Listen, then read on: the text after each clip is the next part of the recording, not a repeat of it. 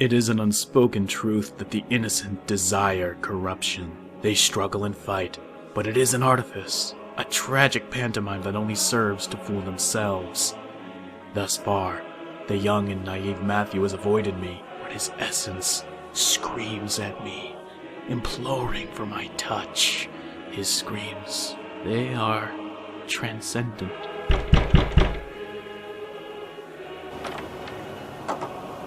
Hello, Film Brain. I've come to bring your soul to hell. How about we watch some violence, Jack? Bennett, you are aware you're in Swindon, right? I'm already fucked. And secondly, I've been expecting you as well. I really shouldn't have posted on Twitter about my England trip. This time we're going to be playing by my rules. I know how you like to be controversial. A bit of devil's advocate, so to speak. What did you have in mind? Oh, I don't know, Bennett. A little bit of, I don't know, Batman Returns. Batman Returns? Burton.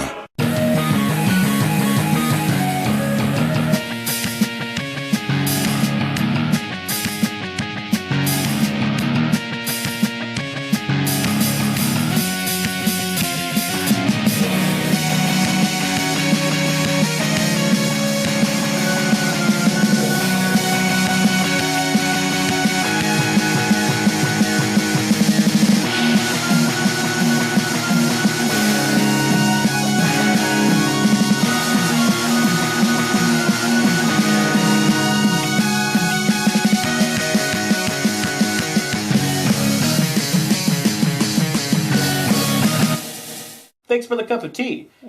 Bit stereotypical of you, though, and I certainly could have done without the Burton. Well, I know how much you dislike him, and I figured... Wait, why do you dislike him so much?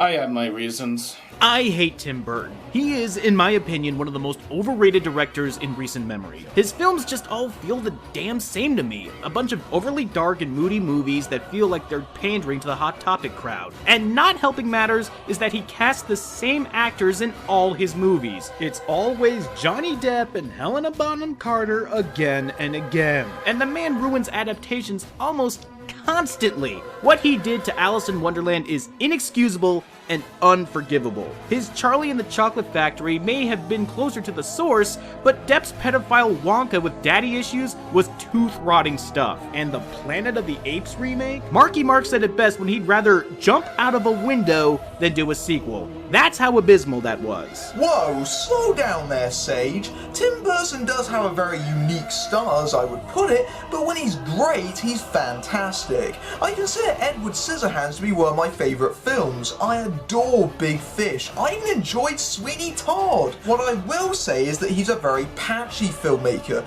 and even when he's off the ball, he doesn't usually strike out. He creates interesting messes that can be entertaining in their own right. See Mars Attacks for proof of that alone. For me, although this last decade has been lackluster, only two of his films are total failures, namely Alice and the aforementioned Apes remake. Yes, unbelievably, I might actually be a moderating presence here. Which brings us to today's subject, Batman Returns. Back in 1989, Burton exercised memories of Adam West's campy portrayal of the Caped Crusader with his massive hit Batman. And that summer, that movie was everywhere since his merchandising made an absolute mint.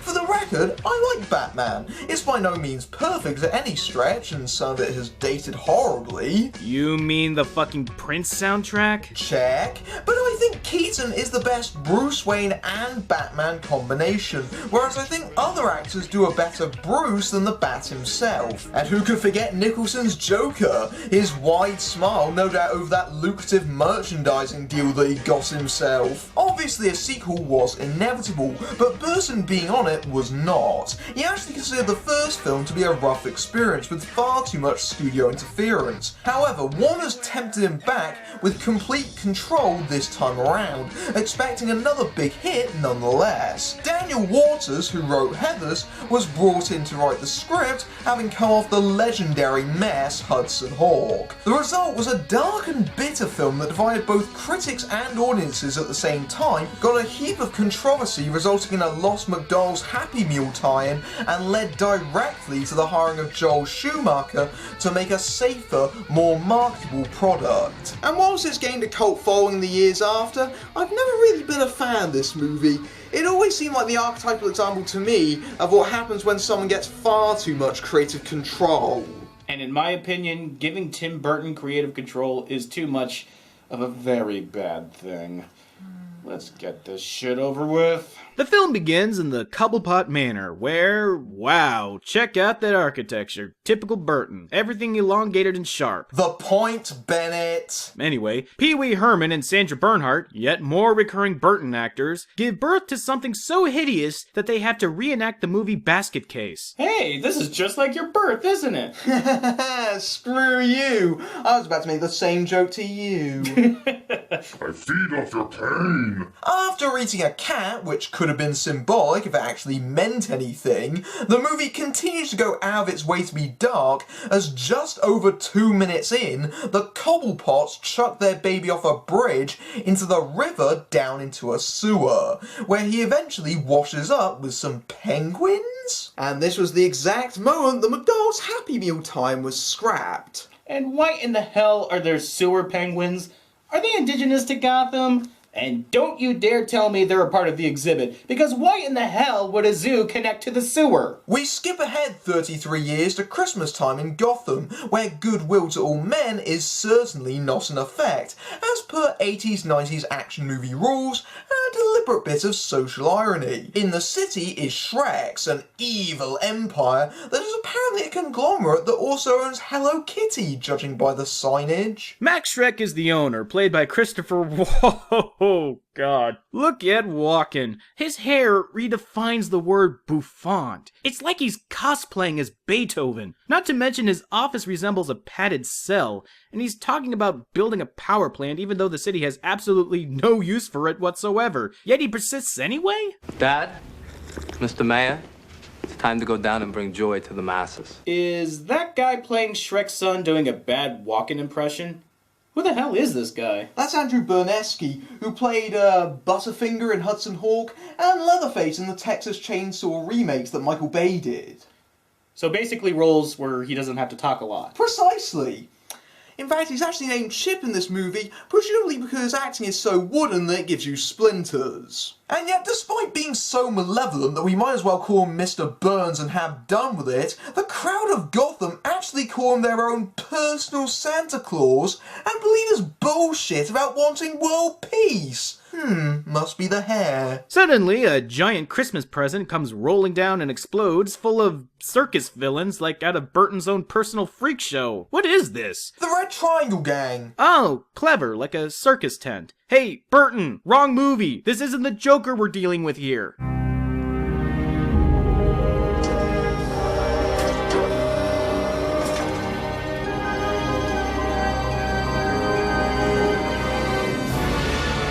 What in the hell was Bruce doing before the bat signal lit up?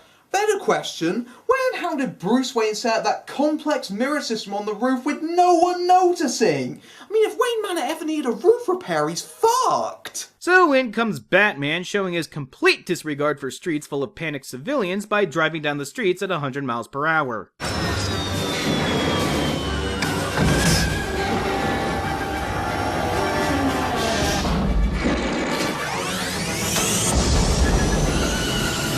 Key part of his mythology was that he didn't kill the bad guys, which was what separates him from them.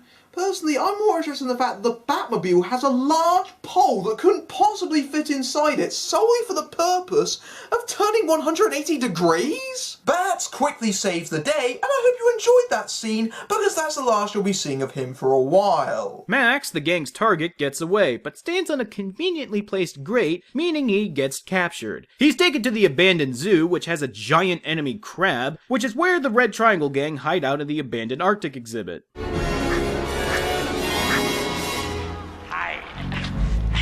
I believe the word you're looking for is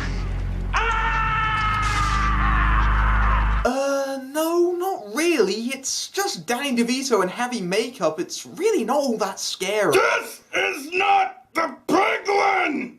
Now that's scary. For those of you who don't know, in the comic books, the Penguin was a mobster who was meant to be a mocking representation of high society. Okay, Burton's got some of what there is in the origin. Short-figured, the beaky nose, the fused fingers, and the weaponized umbrellas, but then he's given him a Burton-esque transformation with pale skin surrounding dark eyes, spewing dark bile from his mouth. I mean, seriously, a guy raised by penguins and a rogue circus gang? And I wouldn't mind if it was kept in the same spirit as the original character, but this portrayal is the complete antithesis of the character of Penguin. I mean, this would be an awesome story if this were Killer Croc, but not the Penguin. The Penguin wants to ascend to the surface to rediscover his basic humanity and find his parents, which apparently requires Shrek's help, which he acquires by blackmailing him about his dodgy dealings. Shredded documents taped together?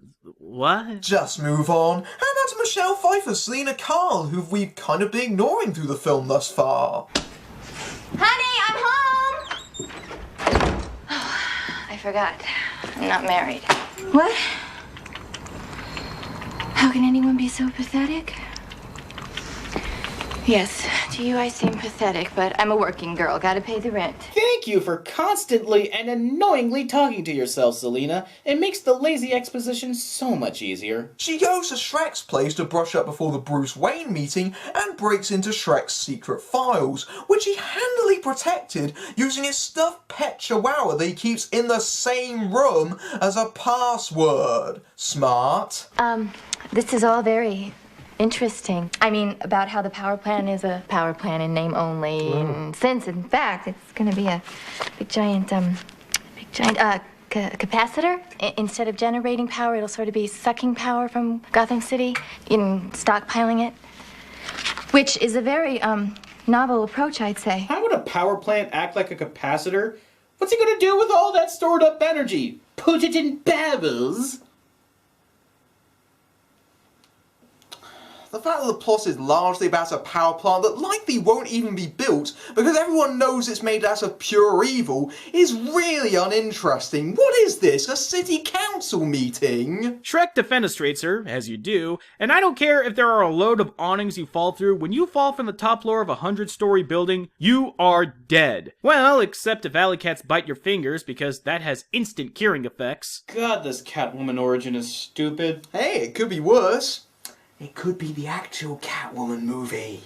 Ugh. And at least the movie does largely imply that the cats didn't actually do that much, and she's mostly just had a massive psychological break from the trauma of her fall. Naturally, she just spontaneously becomes Catwoman from a big boo-boo on the head. That's exactly how that works. True, the origin is stupid, but there is a reason why people remember Catwoman more than anything else about this movie. Because of the skin-tight cat suit?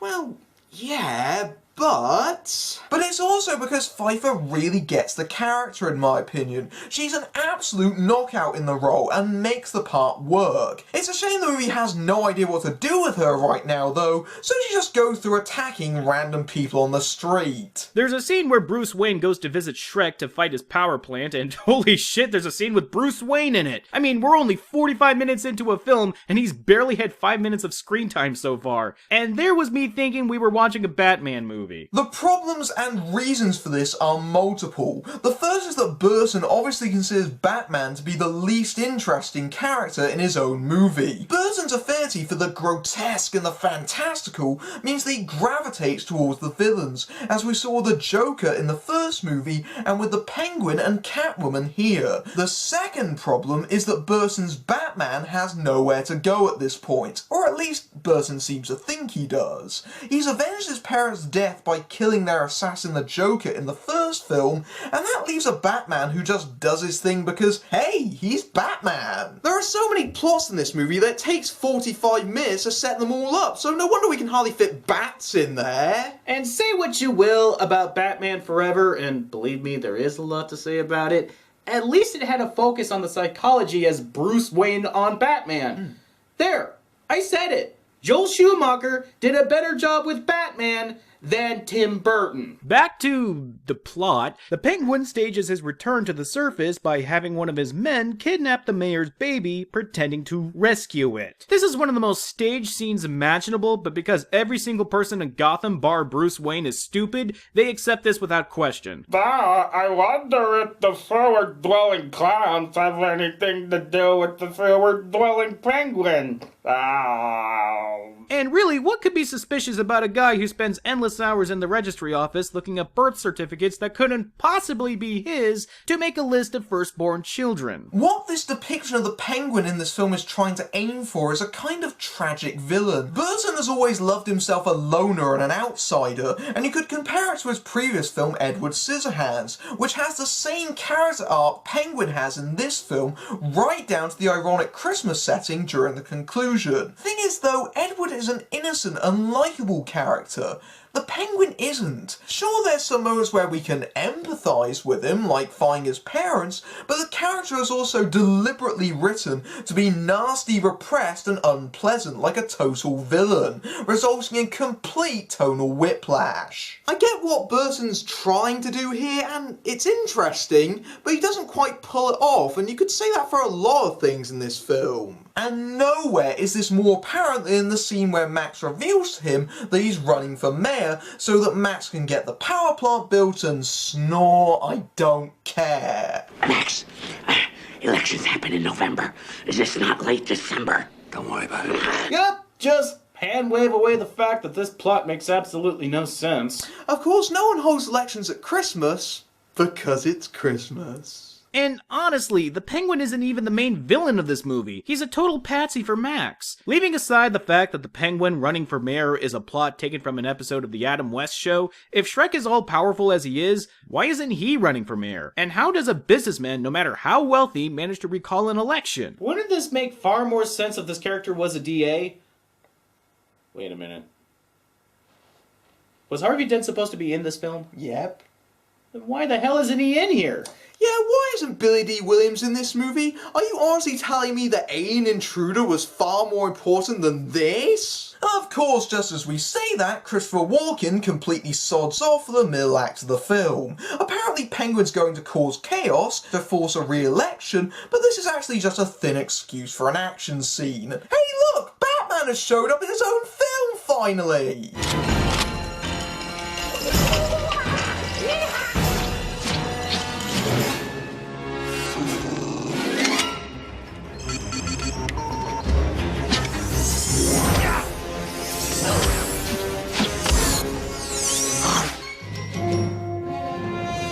Don't bother to retrieve this or anything. Totally not going to become a plot point later. And what the hell is up with that Batarang anyway? Why do his enemies continue to stand in formation while he configures it and it flies at them instead of, I don't know, actually attack him? Go ahead and hit me.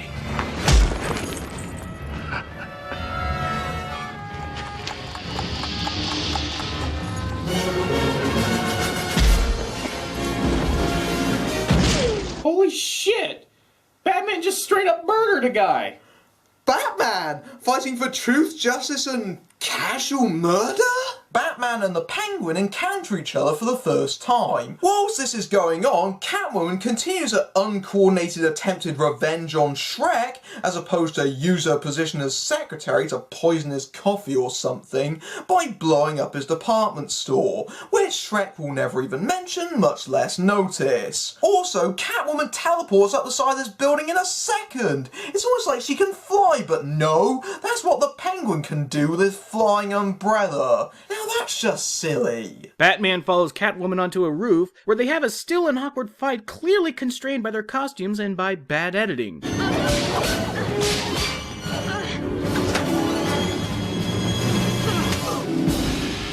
Did you spot that? Wait, what are you talking about? Shrek's store is in the background, completely undamaged. There's not even a puff of smoke on it. No wonder Shrek doesn't care. Yeah, it's hard to remember something that happened 90 seconds ago. The fight concludes with Batman knocking Catwoman off a ledge and onto a truck full of kitty litter, because that's always in open-top trucks, right? And then, because there aren't about 10 storylines fighting for screen time already, Catwoman goes to see Penguin about framing Batman. Just the pussy I've been looking for. You and I have something in common. Don't tell me. Naked, sexual charisma. Batman. The thorn in both our sides. The fly in our ointment. Ointment. Scented or unscented? I'll come back later. Really? Does every second line out of Penguin's mouth have to be a sex reference? Even I don't stoop that low. Mostly. Ban the bat. Oh, him again. No bother. He's already history. Check it out. We're gonna disassemble his Batmobile and turn it into an H-bomb on wheels. Where the hell did they find the plans for the Batmobile? Can you just pick that up in the sewer too? I dunno, I'm trying to work out where the giant pole is on those blueprints. A plan is forming.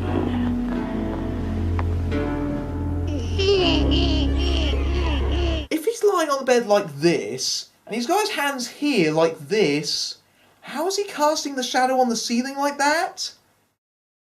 In a very rare daytime scene, Bruce encounters Selina on the street. The news these days. Weird.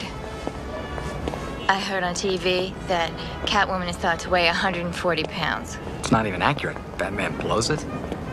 He probably saved millions of dollars in property damage alone. And you're not accurate either. Since when did you save anything from the store explosion? All you did was watch it blow up. He invites us to the manor for a date, and finally the movie is doing something interesting with Bruce Wayne. Having a love interest who is actually his nemesis is a decent plot line and would have given the character some interesting dimension to him. Shame it's shoehorned into the second half of the film with only 2 scenes to do it justice. Unfortunately, at the relighting of the Christmas tree, Penguin kidnaps the Ice Princess using the Batarang from earlier. Told you that would be a plot point! This forces Bruce to step into action.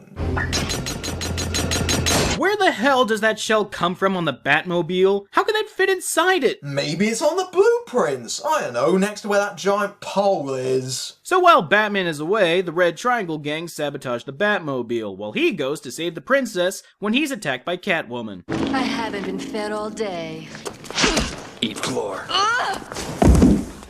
High fiber. Who says the Schumacher films were the only ones with shitty dialogue? Catwoman takes the princess to the roof, where she leaves her dangling on the edge, before Penguin hits her with an umbrella full of bats, and she somehow lands on the button miles away from the rooftop, which unleashes yet more bats. You know, for a guy whose original plan was to not show up, wouldn't it have been better if he didn't? That said, Batman doesn't exactly make himself look innocent by extending a glider that couldn't possibly fit under his cape to fly over Gotham's terrified public. Penguin celebrates with Catwoman their victory by trying to marry her? What? And then trying to kill her when she doesn't accept? Did I miss something here? Should I even care why people are being terrible to who at this point?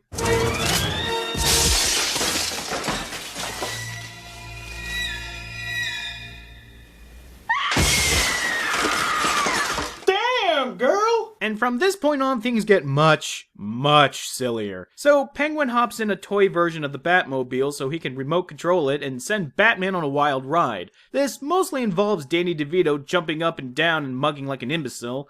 Well, this is certainly dignified. Luckily, Batman knows when to expect a plot point in advance by recording Penguin's gibbering rantings on a CD whilst he tries to knock out the connection.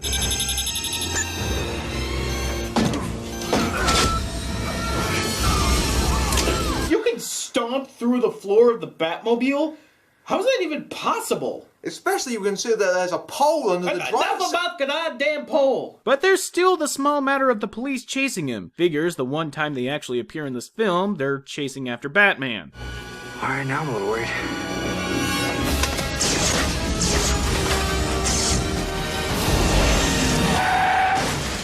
Batmobile can shave its sides off at a moment's notice? How can it fit that protective stuff inside it? Matthew, I can tell you how he does all that. He's Batman. But... Hush! He's Batman.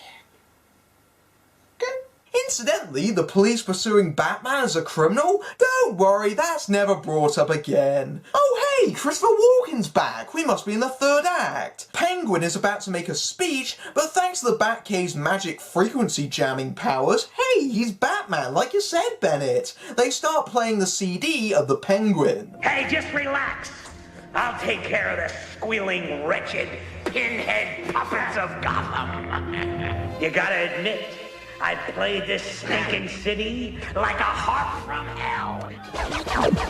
Did Batman just record scratch a CD? Fuck you, Tim Burton! Oh, come on, Bennett. DJ Batman is in the hit house! And fuck you too!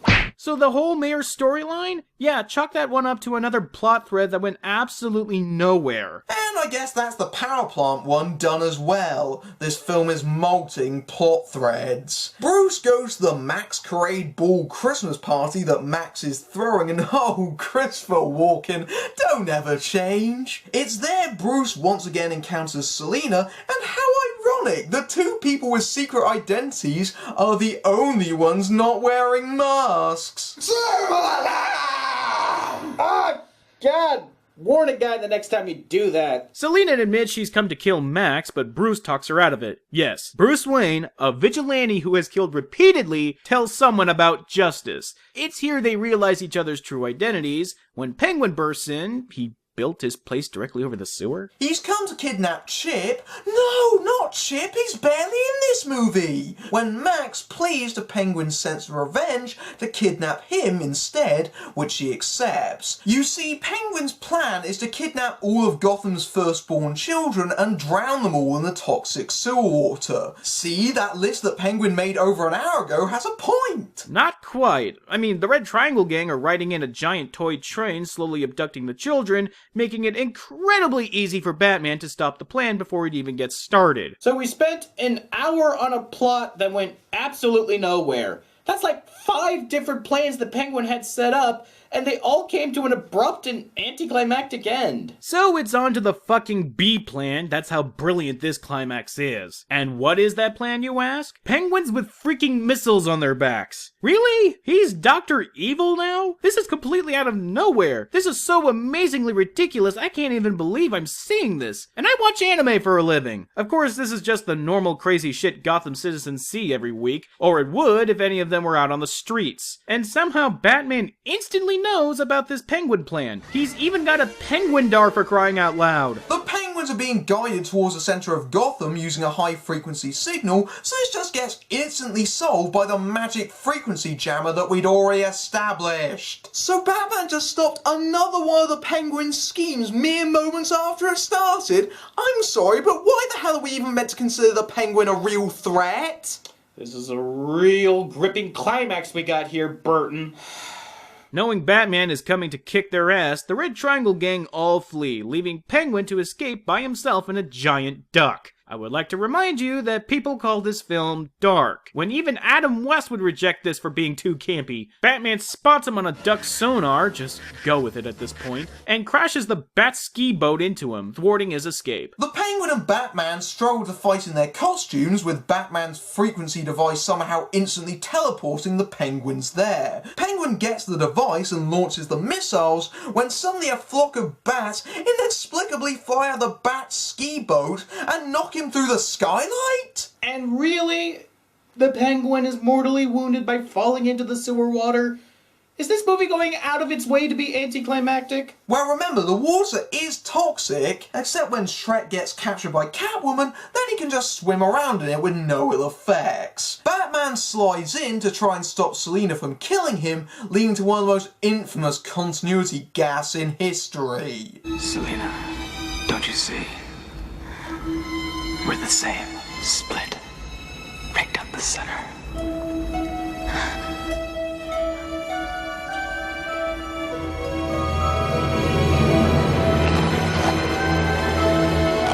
Oh, come on. Where the hell did his eyeshadow go? Okay, I know they didn't want Michael Keaton to look like Panda Man, but come on, you lingered on his shadowless eyes in the cowl for several seconds. This is not just bad directing on Burton's part. This is just plain incompetence. Shrek takes the opportunity to shoot Batman Batman before turning to Selina. You killed me. The Penguin killed me. Batman killed me. That's 3 lives down. You got enough in there to finish me off? One way to find out. 4,